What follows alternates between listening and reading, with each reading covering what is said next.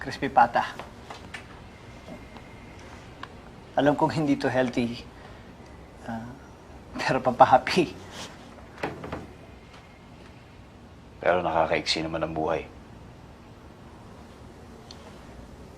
Pero pinagbabati ang magkaaway.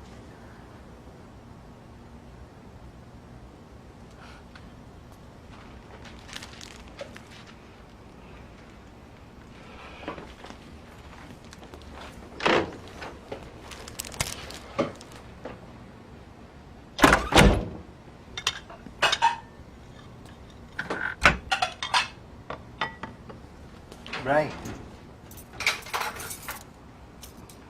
Sorry ha.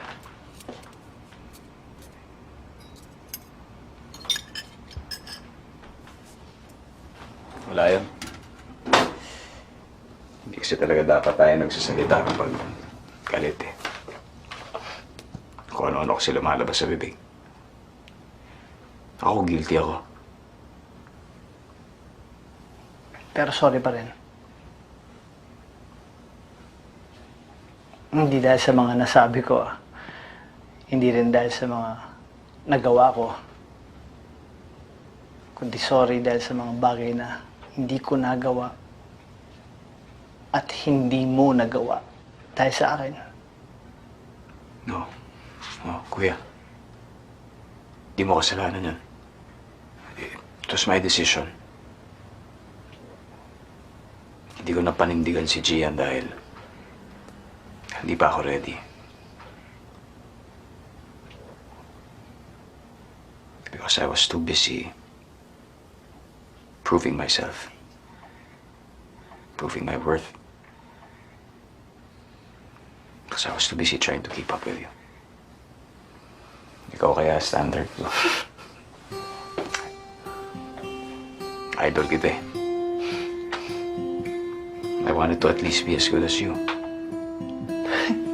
Hindi ka na nakahabol, Bri. Nalagpasan mo pa ako. Hindi dahil sa layo ng narating mo sa buhay. Mas naging kuya ka pa sa akin. Bri. Kuya B. Gusto ko lang bumawi ngayon.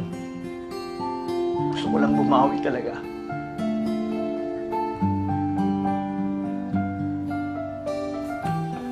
Kuya. Thank you.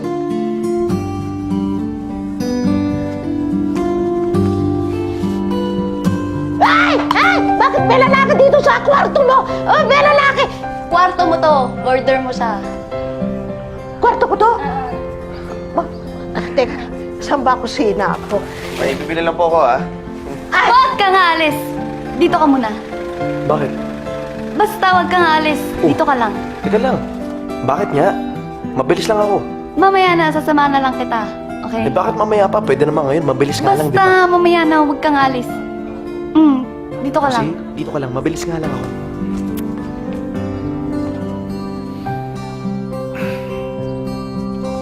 Miss ka na daw ni Lee.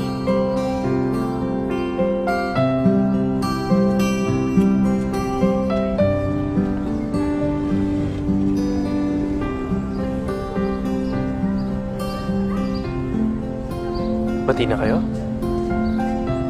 Nag-sorry eh.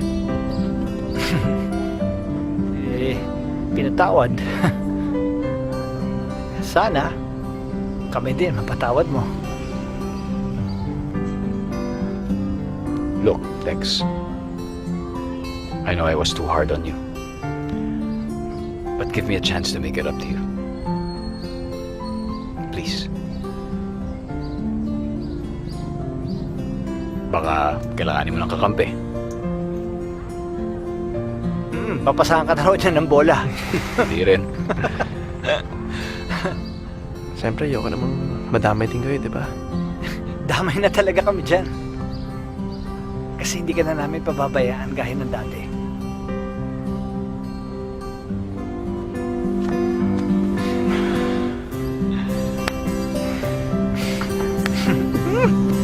Sige na. Sige, Marami pa sige. tayong pupuntahan. Sige.